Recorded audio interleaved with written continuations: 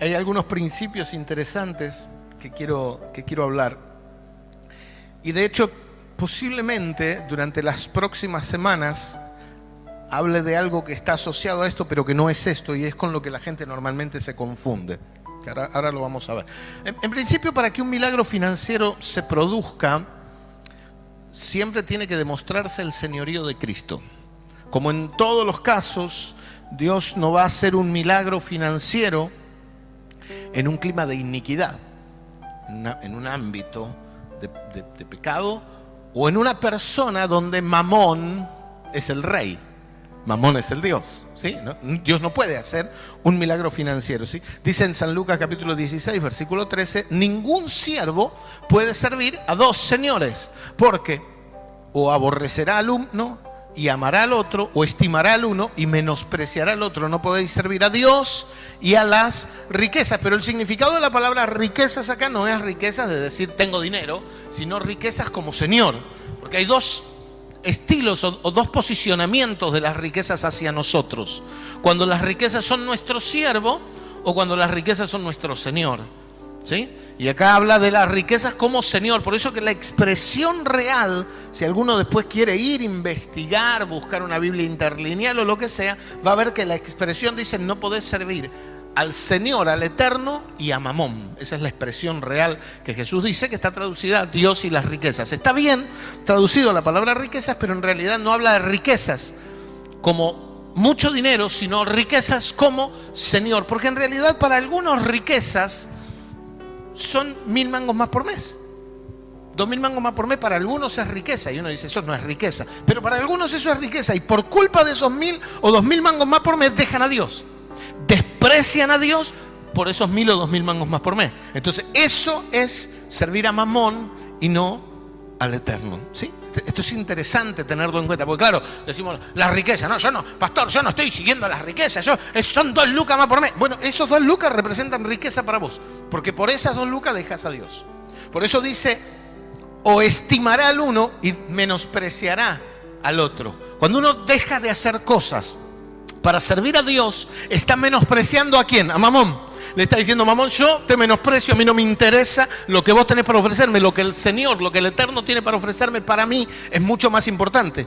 Entonces yo dejo de lado lo que Mamón me ofrece para buscar lo que el Eterno me ofrece. Eso es menospreciar a Mamón y estimar al Señor. Por otro lado, uno dice, Señor, yo te entiendo, yo te amo, está todo bien, pero yo no puedo hacer esto, no puedo hacer aquello, no puedo hacer lo otro, porque tengo que laburar, porque tengo una hora extra, porque me salió una changa, porque me salió una oportunidad. Entonces, ¿qué está haciendo? Está amando a Mamón y está menospreciando al Padre. No importa que riquezas no sean $2 millones. ¿Sí? A veces riquezas son 1000 mangos y esos 1000 mangos se convierten en Mamón. Por eso la palabra riquezas está bien traducida por un lado, pero por otro lado no explica el significado correcto de lo que este texto está diciendo. Entonces, difícilmente alguien a quien gobierna Mamón en su vida normalmente tiene características. La persona es una persona avara, la persona es miserable, la persona es egoísta, la persona es una persona que piensa en sí, en sí mismo. No importa, ni siquiera importa si la persona pone el diezmo. Normalmente el diezmo es una manifestación de haber derrotado el egoísmo, pero hay personas que incluso ponen diezmo y todavía viven en egoísmo y en avaricia. Entonces, por eso tenemos que tener mucho cuidado de nuestro corazón. Ahora, difícilmente alguien avaro, miserable, pueda recibir un milagro financiero de parte de Dios o un milagro económico de parte de Dios. Por otro lado, si alguien generoso, alguien bondadoso, favorece el clima, aunque no es condición sine qua non, pero favorece el clima para el milagro. Ahora, nosotros pensamos con este criterio que al avaro le tiene que ir mal y que al generoso le tiene que ir bien, y eso es mentira. Al avaro no le va a ir mal.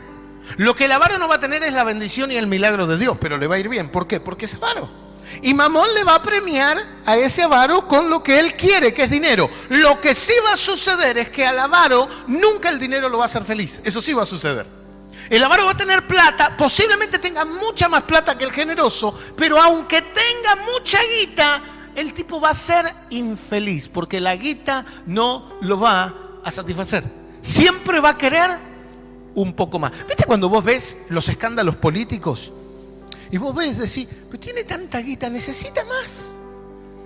Tiene esto, tiene aquello, que los hoteles, que esto, que las casas, que no vamos a hablar de política, si Macri o Cristina, no, son todos iguales, para mí están todos cortados con la misma tijera, pero digo, pues sí, necesita más de lo que tiene. Yo con la cuarta parte de lo que tiene ya estoy recontrahecho. ¿Por qué quiere más? Porque la avaricia es eso, te lleva a querer más, y más, y más, y más, y nunca disfrutás lo que tenés, no importa si es poco, más o menos o mucho, nunca disfrutás lo que tenés. Por eso es que nosotros tenemos una tendencia a compararnos con el que está arriba y no con el que está abajo. Hoy, ¿sí? Probablemente cuando entramos acá pensamos en, ay, qué suerte esas iglesias que no tienen gotera, pero no pensamos en, pobre aquellos que están viviendo en la calle. ¿Por qué? Porque es una tendencia egoísta normalmente a siempre ir hacia adelante y nunca pensar en el otro. Eso es Mamón todavía manifestándose de alguna manera en nuestras vidas. Ese es Mamón que ahí todavía está coleteando un cachito dentro de nuestro corazón. Ahora, una de las cosas que necesitamos es diferenciar un milagro financiero de la bendición de Dios. Son dos cosas diferentes, no es lo mismo. Por eso digo, las próximas semanas posiblemente, todavía tengo que orar, necesito una confirmación, pero estoy sintiendo de dar una conferencia que di una sola vez en Brasil. Una sola vez en Brasil. La primera vez que fui a Brasil, fui a dar esta conferencia, que en realidad fue incómodo. Es la primera vez que fui, prediqué, hicieron como una especie de negociación que yo después no acepté. ¿Sí? Hubiese aceptado y hoy tendría el 0 kilómetro. Porque es muy normal en Brasil, vos vas, haces este tipo de conferencias y después de toda la ofrenda que se recoge, la mitad para la iglesia y la mitad para el predicador invitado. Y ese fin de semana se habían recogido en ese momento como 150.000 reales. A plata de hoy son 800.000 pesos. O sea, me hubiesen tocado 400 lucas, que la verdad que me vendrían fantástico. Obviamente yo dije que no. Pero, digo, fue muy interesante porque de ahí surgieron muchas personas que hoy están trabajando con empresas, ¿sí? Porque hay un cambio de mentalidad fuerte. Se llama Conquistando el Mundo de los Negocios. Es una escuela de principios financieros que estoy orando si el Padre me permite darla en 2 domingos acá. Vamos a ver, todavía no tengo confirmado. Pero eso tiene que ver con bendición de Dios. Ahora, lo que yo voy a hablar hoy no tiene que ver con bendición de Dios. Por supuesto que es una bendición de Dios. Siempre un milagro es una bendición de Dios. Pero no bendición en el sentido más estricto de la palabra. ¿Por qué? Porque un milagro es una respuesta extraordinaria a una situación en particular. Y no requiere tener continuidad. Dios puede hacer un milagro hoy. No tiene que volver a hacerlo para que eso sea un milagro. ¿Sí? Dios no tiene que hacer el milagro, pero la bendición sí, la bendición requiere continuidad. Cuando una persona es bendecida, esa bendición no es una vez y nunca más. Esa bendición tiene continuidad. ¿Qué tiene la bendición? Continuidad. Mientras que el milagro no. El milagro es esporádico. Ahora, la bendición utiliza de milagros, sí, porque también quiebra muchas veces leyes naturales, pero no necesariamente es en sí mismo un milagro, sino que es una bendición. Ahora, el milagro es la respuesta, decía, a una situación, y la bendición es la respuesta de Dios a una vida ordenada y obediente. Son dos cosas diferentes. El milagro no necesariamente tiene una condición excluyente. Hay situaciones que favorecen el recibir el milagro, pero no es una condición excluyente. ¿Por qué? Porque el milagro es pura gracia. Pura gracia. Mientras que la bendición responde a una manera de vivir, a un orden en nuestra vida. El milagro depende de la gracia de Dios y tiene que ver con la necesidad del hombre. El milagro no va a ser para que te compres el auto nuevo. El milagro no va a ser para que pongas ese mueble lindo que querés. Ay, Dios hizo un milagro y yo me... No, eso es bendición. Por eso que tenemos que entender, milagro trabaja en otro índice. Ahora lo vamos a ver, ¿sí? Mientras que la bendición es la respuesta a la obediencia. Acontecerá, ¿se acuerdan en Deuteronomio 28? Acontecerá que si oyeres atentamente los mandamientos y preceptos que hoy te ordeno hoy y los pusieras por obra, Bendito serás en la ciudad y en el campo, en tu entrada, en tu salida. Benditos serán tus animales y tus bestias y tu... todo. ¿Sí? Eso es bendición. Pero la bendición, ¿cómo viene? Como consecuencia de la obediencia. Acontecerá que si oyeres atentamente para poner por obra. Y después dice, pero acontecerá que si no oyeres atentamente, maldito serás en el campo y en la ciudad. Ahí está haciendo la comparación entre una persona que obedece y una que desobedece. Ahora, decía que el milagro no tiene necesariamente condiciones excluyentes. Yo no puedo decir absolutamente, no, si esta persona es así, nunca va a recibir un milagro. Dios puede hacer un milagro, porque el milagro muchas veces depende de misericordia. Y la misericordia a veces se manifiesta en la persona que está en pecado. Pero la verdad es que normalmente los milagros que Dios ha hecho en el ámbito económico se presentan dentro de un marco, dentro de una situación. Aunque yo no puedo limitar a Dios, ni vos ni nadie, y Dios hace lo que Él quiere porque el Señor es Él. La verdad es que nosotros, analizando la palabra, podemos entender que hay situaciones que nos permiten estar predispuestos o predisponer la situación para recibir un milagro. Voy a hablar de 3 milagros económicos. Hay muchos más en la Biblia, pero voy a hablar de 3 milagros económicos que son bien diferentes, pero muy iguales, ¿sí? Tienen muchas cosas muy diferentes, pero muchas cosas muy iguales. Primero está en Primera de Reyes, capítulo 17, versículo 10 en adelante, y dice: entonces se levantó Elías y se fue a Sarepta.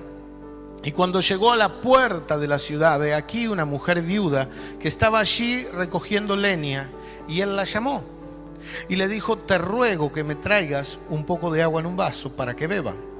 Y yendo ella para traérsela, él la volvió a llamar y le dijo: te ruego que me traigas también un bocado de pan en tu mano. Y ella respondió: vive el Señor tu Dios, que no tengo pan cocido, solamente un puñado de harina tengo en la tinaja y un poco de aceite en una vasija. Y ahora recogía 2 leños para entrar y prepararlo para mí y para mi hijo, para que lo comamos y nos dejemos morir. Elías le dijo: no tengas temor, ve, haz como has dicho, pero hazme a mí primero de ello una pequeña torta cocida debajo de la ceniza. El tipo tenía este gusto, ¿viste? No me haga cualquier cosa. Yo la quiero cocida debajo de la ceniza. Y tráemela. Y después harás para ti y para tu hijo, porque el Señor Dios de Israel ha dicho así: la harina de la tinaja no escaseará, ni el aceite de la vasija disminuirá, hasta el día en que el Señor haga llover sobre la faz de la tierra. Entonces ella fue e hizo como le dijo Elías, y comió él y ella y su casa muchos días, y la harina de la tinaja no escaseó, ni el aceite de la vasija menguó, conforme a la palabra que el Señor había dicho por Elías. Elías había orado, conocen muchos la historia. Él había orado por sequía, por una cuestión que él tenía con Acab, y la sequía se había intensificado mucho.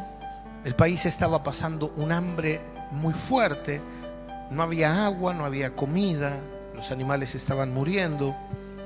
Y Elías, que estuvo durante un tiempo en el arroyo de Querib, hasta que el arroyo se secó por causa de la sequía, a este punto había llegado, y él va a Sarepta. Ahora, Dios podía haber utilizado un rey, podía haber utilizado un noble, podía haber utilizado a alguien de clase alta para bendecir a Elías, pero Dios decidió hacer un milagro en una persona pobre. ¿Por qué? Porque el milagro financiero siempre viene a bendecir a alguien que está en necesidad. Por eso que un rico no precisa de un milagro económico, precisa la bendición de Dios, que es diferente. Por eso después vamos a hablar, si Dios quiere, bendición de Dios. El milagro económico tiene que ver con alguien que está en necesidad. Por eso que a veces nos arrodillamos. Esto es para que no pidamos mal. Decimos: Señor, te pido un milagro. ¿Qué clase de milagro querés si vos tenés lo que necesitas? ¿Qué clase de milagro? ¿Dios hace milagros financieros? Claro que sí. Esta semana me mandó un mensaje una persona que está en una situación económica delicada y me dice: pastor, me encontré un rollo con 4.500 pesos. ¿Qué hago? ¿Tiene documento? No. ¿Lo viste a quién se le perdió? No. ¿Viste a alguien que lo esté buscando? No. ¿Cómo estaba? Tirado en el cordón de la calle, envuelto en una gomita. Yo nunca llevo a mis hijos a la escuela, siempre los llevo a mi esposa, esta vez lo llevé yo y me encontré con eso. ¿Qué hago? Disfrútalo con tu esposa. Eso es milagro financiero. Porque la verdad que encontrarse 4.500 mangos en la calle, flaco, no es que se encontró 5 pesos tirados, ¿no? 4.500 mangos. Digo, y le digo, ¿revisaste bien? Sí, pastor, sí, me aseguré que no haya nadie buscándolo, nadie, nada. Bueno, listo, la plata no tiene dueño, si la encontraste tirada en la calle, ¿qué vas a hacer? No hay nada que puedas hacer. Llevarlo a la comisaría es una estupidez, porque nadie va a ir a reclamar 4.500 pesos. Si yo te encontré un maletín con 100.000, sí, alguien va a ir a reclamarlo, pero 4.500 nadie va a ir a reclamar, entonces es tuyo. Digo, eso es milagro financiero. Ahora la pregunta es, ¿de qué le sirve encontrarse 4.500 mangos a alguien que gana 150.000 por mes?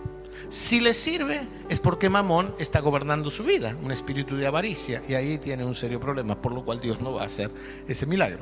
Ahora, ella, frente a lo que él le dice, la reacción de ella es muy interesante. ¿Por qué? Porque ella lo primero que... Él le pide agua y ella va a buscarle agua, cosa que era un faltante.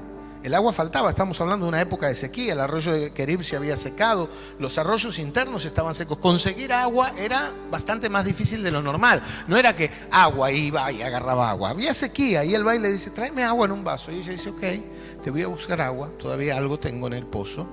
Y fue a buscar agua. Pero cuando se iba, Elías, no conforme con lo que le había pedido, le dice, ¿y sabes qué? Tráeme un pedacito de pan, por favor, tengo hambre. Y ella le dice, Señor, te juro que no tengo, no hay nada hecho.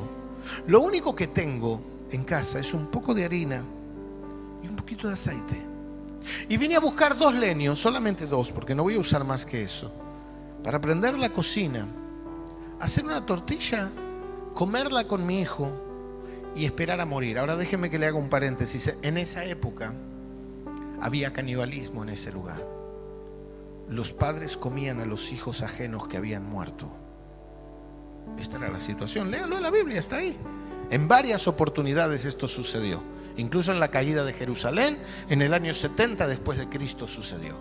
Si leen Guerra de los Judíos de Flavio Josefo o de Eusebio de Cesarea, algunos de esos libros ustedes van a entender. En el sitio de Samaria la Biblia habla de una mujer que se comió al hijo de la otra y después cuando se iban a comer al hijo de ella dijo, no, el mío no lo comamos porque era normal, era algo que sucedía. Y esta mujer sabía que eso sucedía. Sin embargo, ella dijo, bueno, acá vamos a comer los 2, lo último, vamos a morir los 2 cuando nos toque, ahí está. Y él, frente a esa situación, él no levanta las manos al cielo y dice, Señor, ahora multiplica la harina para que esta mujer vea tu prosperidad. Porque a veces lo que queremos es eso, ver para creer. Dios no hizo eso. Elías no hizo eso. Elías le dijo, ok, anda y con el poquito de harina que tenés y el poquito de aceite que tenés, primero haceme a mí.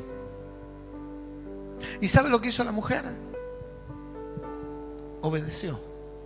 ¿Qué hizo la mujer? La pregunta es, ¿qué hubieses hecho? Porque uno puede decir, bueno, yo me privo, sabiendo que después vas a tener. Sí, uno dice, bueno, está bien, la verdad, voy a comer menos porque pobre tipo no tiene...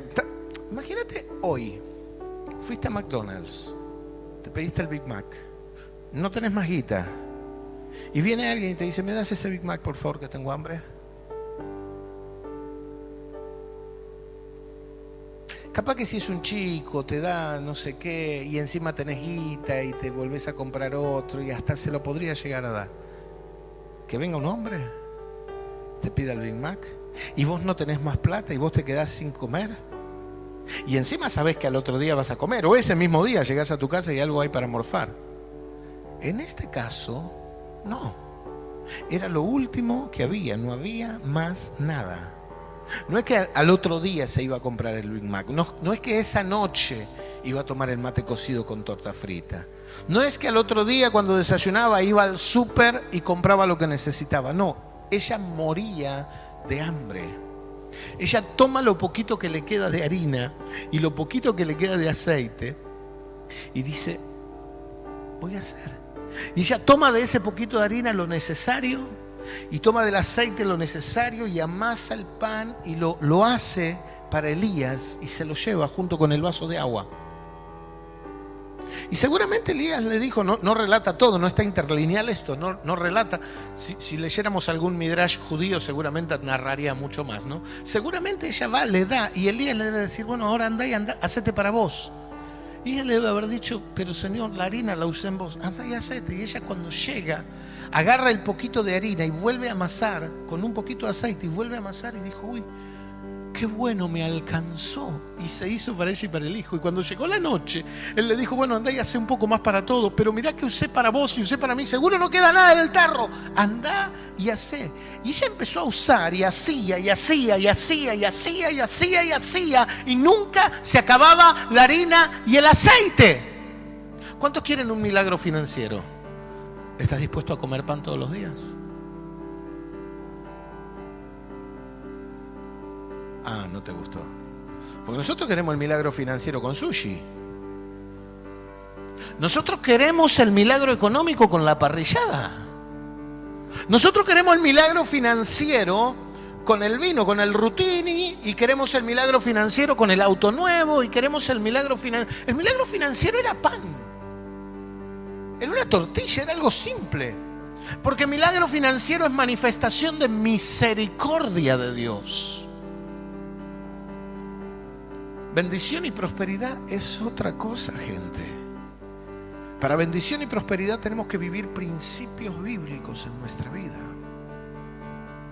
Ella no obedece porque le tiene miedo a Elías. Ella no obedece porque es respetuosa. Ella no obedece porque es una mujer que está acostumbrada a hacer lo que le dicen. Ella era viuda, vivía sola. ¿Sabe por qué obedece ella? Porque le creyó a Elías. Elías le dice, haceme a mí primero, porque el Señor dice que no va a faltar la harina ni va a faltar el aceite hasta que vuelva el país a la normalidad. Era una situación extraordinaria y ese milagro tenía que ver con esa situación extraordinaria. Y ella le creyó a Elías. ¿Saben? Hoy tenemos poca gente que recibe milagros como esa mujer, porque tenemos poca gente que le cree a los profetas. Esto es muy simple. Hay poca gente. Segundo milagro. Segunda de Reyes, capítulo 4, versículo 1 al 7. Una mujer de las mujeres de los hijos de los profetas clamó a Eliseo, diciendo, tu siervo, mi marido, ha muerto. Y tú sabes que tu siervo era temeroso del Señor. Y ha venido el acreedor para tomarse 2 hijos míos por siervo. Y Eliseo le dijo, ¿y yo qué te voy a hacer? Declárame qué tienes en tu casa.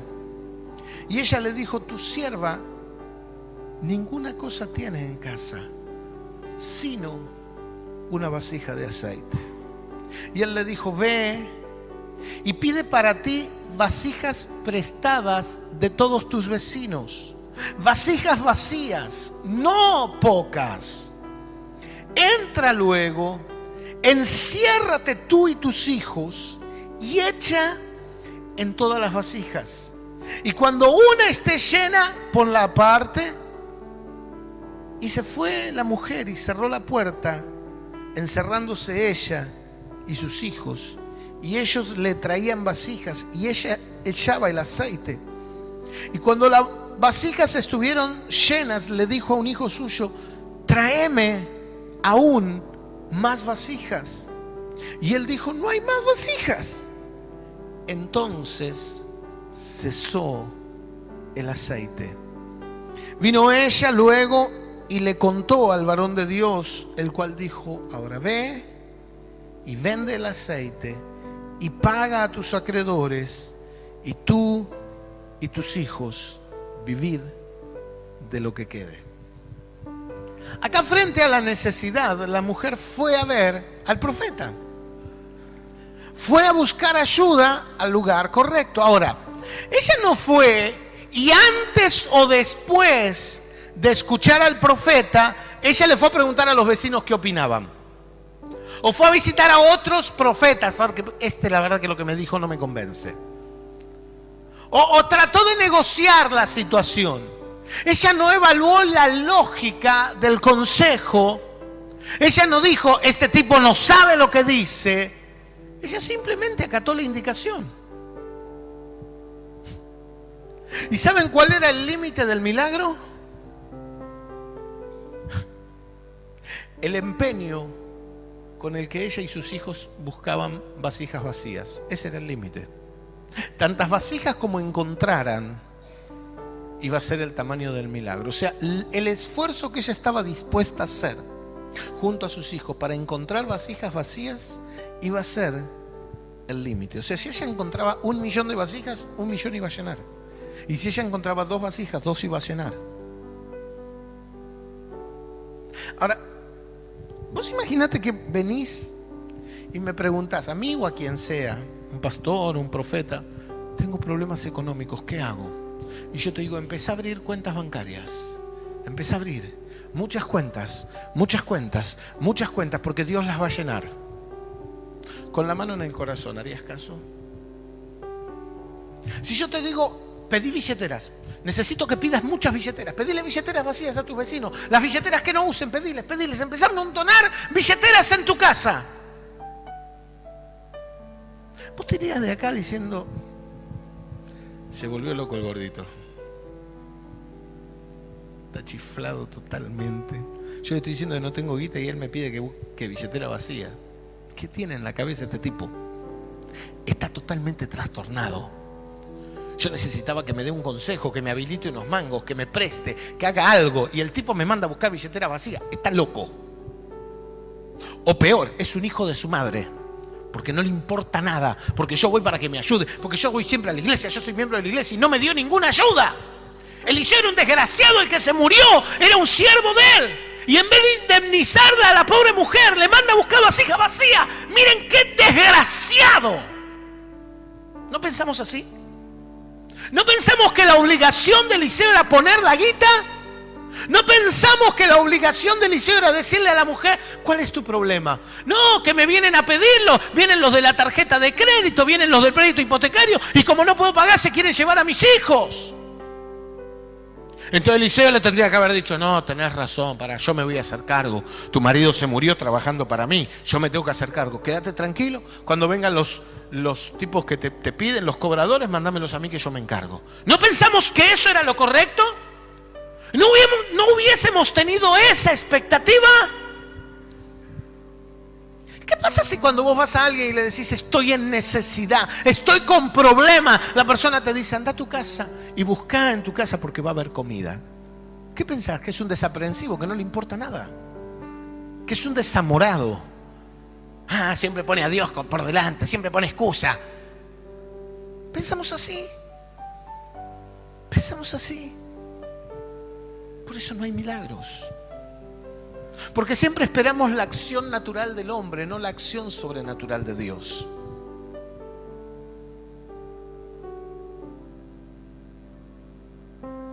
Miren hasta qué punto la mujer era que cuando llenó todas las vasijas va y le dice, ¿y ahora qué hago con el aceite? Tómatelo. Anda, vendelo. Le estaba enseñando a comercializar. Anda, vendelo. Paga tu deuda primero. Paga tu deuda. Honra tus deudas. Dios no va a bendecir a nadie que está con deudas. Paga tus deudas. Y con lo que te quede viví vos. Y tu familia. Hasta que tus hijos sean grandes y puedan laburar.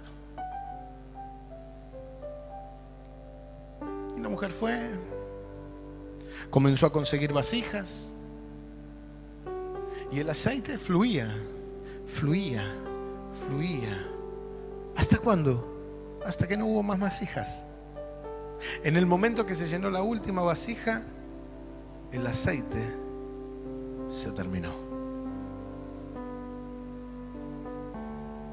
Una vez más, Dios hace un milagro en una situación de necesidad. tercera situación, San Mateo capítulo 17, versículo 24 al 27. Hay muchas para hablar, pero quiero hablar de estas tres solo. Dice, cuando llegaron a Capernaum, vinieron a Pedro los que cobraban las 2 dracmas y le dijeron, hey, ¿vuestro maestro no paga las 2 dracmas? Y él dijo, sí. Y al entrar en la casa, Jesús le habló primero diciendo, ¿qué te parece, Simón? Los reyes de la tierra, ¿de quiénes cobran los tributos o los impuestos? ¿De sus hijos o de los extraños? Pedro le respondió, de los extraños. Jesús le dijo, los hijos están exentos. Sin embargo, para no ofenderles, ve al mar, echa el anzuelo y el primer pez que saques, tómalo, ábrele la boca y hallarás un estatero. Tómalo y dáselo por mí y por ti. Un estatero era una moneda que valía exactamente 4 dracmas. Una dracma, esa plata de hoy, era un denario. Una dracma era aproximadamente igual que un denario, y a plata de hoy estaríamos hablando de unos 1.000 pesos, ¿sí? Cobraban un docente, un maestro cobraba 12 denarios o 12 dracmas por mes. Así que más o menos esa sería la proporción. Y ellos pagaban 2.000 pesos por año, ¿sí? No por mes, por año, de un impuesto que se cobraba del templo solamente. Esto no eran los impuestos del Imperio Romano. Esto era un impuesto que cobraba el Sanedrín para el templo. Entonces van a Jesús a pedirle el impuesto para sostener el templo, que no era el diezmo, era un impuesto aparte, era otra cosa aparte que cobraba. Era como si hoy nos cobraran por fuera el impuesto para pagarle a la Iglesia Católica, ¿sí? Que es sostenida por el Estado. Es como si nos cobraran todos los años 2.000 mangos para sostener la Iglesia Católica cada uno, que en realidad lo que pagamos es mucho más que eso, pero ponele. Esto era. Y Jesús le dice, este impuesto no es justo que yo lo pague, pero igual lo voy a pagar. Porque una de las cosas que nosotros necesitamos aprender, porque tenemos un problema, se ha politizado todo equivocadamente. Vivimos en un país, en un contexto latinoamericano, donde si el presidente no nos gusta, es una porquería y hay que matarlo y hay que sacarlo. Y ese es un gran problema. ¿Por qué? Porque tenemos que entender que los gobernantes han sido puestos por Dios. A mí no me gustó el gobernante anterior, bueno, el de ahora tampoco me está gustando mucho, pero el gobierno anterior no me gustó para nada. Durante 12 años estuvo y ahí estuve. Ahí estuve. Pagando mis impuestos, haciendo mis cosas como corresponde. Nosotros tenemos una costumbre. Si algo no nos gusta y es autoridad sobre nosotros, no nos importa que sea autoridad. Nos creemos con derecho a cuestionar todo, ¿sí? Interesante que los que se creen con derecho a cuestionar todo no se creen con derecho a ser cuestionados. Un docente puede decir que el gobierno se tiene que ir, pero cuando le dicen usted tiene que rendir examen para mostrar que es un buen docente, no, a mí nadie me tiene que poner examen. Cuando el alumno le dice usted es un alumno, a mí no me puede cuestionar, vos podés cuestionar al gobierno, pero a vos no te puede cuestionar tu alumno. Interesante cómo vivimos. Bueno, aquí Jesús estaba dando un ejemplo de eso. Estaba diciendo, no es justo que yo pague el impuesto al templo, no es lógico, no es normal, pero lo voy a pagar para que esta manga de giles no hable, lo voy a pagar. Y ahí va y hace un milagro. Y le dice a Pedro, Pedro, anda, saca un pez y el primer pez que saques abrilo y vas a encontrar un estatero con esa moneda que vale 4 dracmas, exactamente lo que hay que pagar. Anda y paga el impuesto mío y el tuyo. Pregunta, ¿de qué trabajaba Pedro? ¿De qué? Pescador. Jesús no le dijo, Pedro, anda y espiga trigo y entre medio del trigo vas a encontrar para pagar el impuesto. No le dijo, anda a una carpintería y vas. Le dijo, anda y haz lo tuyo. Hacé lo que sabes hacer, porque en lo que vos sabés hacer, yo voy a hacer un milagro. En tu trabajo normal, común, de todos los días, yo voy a hacer un milagro. Claramente no hay ningún pez que valga 4.000 pesos, y en esa época menos. Pero ese pez valía 4.000 pesos. El pez que Pedro sacó valía 4.000 pesos porque tenía dentro una moneda de 4 lucas. Ahora, a veces nosotros estamos esperando que Dios haga milagros en cosas en las que nosotros no. Y Dios quiere hacer un milagro en la vida cotidiana, en tu necesidad. Dios va a hacer un milagro en lo cotidiano. Fíjense el primer milagro. ¿Qué utilizó Dios? Lo que había, lo común, lo de siempre. Lo único que la mujer tenía, eso usó Dios para hacer un milagro. Y en el segundo caso, exactamente lo mismo. ¿Qué tenía? Le dijo, aceite. Bueno, con eso voy a hacer un milagro. Y en el tercer caso, a Pedro lo manda a hacer lo que él estaba acostumbrado a hacer. Porque Dios quiere hacer un milagro con lo cotidiano de tu vida. A veces estamos esperando, nunca tuvimos una cuenta bancaria y estamos esperando que Dios nos abra una cuenta bancaria y nos depositen $1.000. Dios no va a hacer eso. Dios no va a hacer cosas que están fuera de lo común para hacer un milagro financiero en tu vida. Dios va a usar lo ordinario para hacer cosas extraordinarias. El tema es atreverse a darle a Dios primero, como hizo la primera mujer que le hizo primero a Elías. El tema es atreverse a ir a buscar vasijas vacías, a hacer cosas ilógicas, irracionales. A cuando te dan una indicación que no tiene que ver con lo previsible o con lo que estabas esperando, decir: yo le creo a Dios y hago lo que Dios me dice. El tema es abrir el pez para encontrar las 4 lucas adentro, porque ¿saben cuántos peces sacamos a los que no le encontramos la moneda?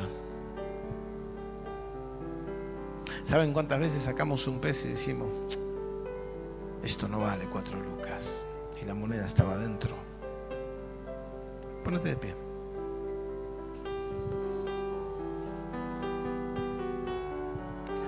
Siempre un milagro económico va a comenzar como la oportunidad de hacer algo.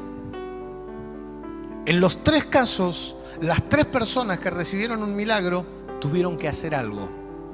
No se quedaron orando. Dios no le dijo: oren hasta que el milagro suceda. No es así. En el primer caso le dijeron: anda a cocinar. En el segundo caso le dijeron: busca vasijas. En el tercer caso le dijeron: anda a pescar. Siempre hay que hacer algo, algo común, pero con expectativas especiales. Siempre hay que hacer algo ordinario, porque en realidad el milagro es un redireccionamiento de los recursos. Dios va a redireccionar los recursos que normalmente van hacia un lado y van a ir hacia otro, por medio de actos sobrenaturales. Y esos actos y esas acciones que vos tenés que hacer implican fe, obediencia y a veces hasta un poco de locura. ¿Necesitas un milagro? Ok, Dios lo va a hacer. Pero acordate, todo empieza con vos. Acordate que la lógica, la vergüenza, la avaricia, la miseria y aún la experiencia son una traba para los milagros, especialmente para los milagros financieros. Cierra tus ojos. Señor, en el nombre de Jesús, a veces frente a determinadas situaciones necesitamos una intervención sobrenatural de tu Espíritu Santo en nuestras vidas. A veces porque no tenemos para satisfacer nuestras necesidades más elementales. A veces porque no tenemos para pagar nuestras deudas, o a veces porque no tenemos para pagar nuestros diezmos, nuestras ofrendas o nuestros impuestos. Señor, cualquiera sea la situación, en el nombre de Jesús, te pido que nosotros activemos lo natural para que en el cielo vos puedas desactivar lo sobrenatural y los milagros sucedan en nuestra vida. En el nombre de Jesús, yo suelto una palabra de milagro financiero y económico sobre cada una de las personas que están en este lugar y lo están necesitando. Señor, que la acción natural en sus vidas produzca una respuesta sobrenatural tuya. Señor, que los milagros vengan de manera extraordinaria.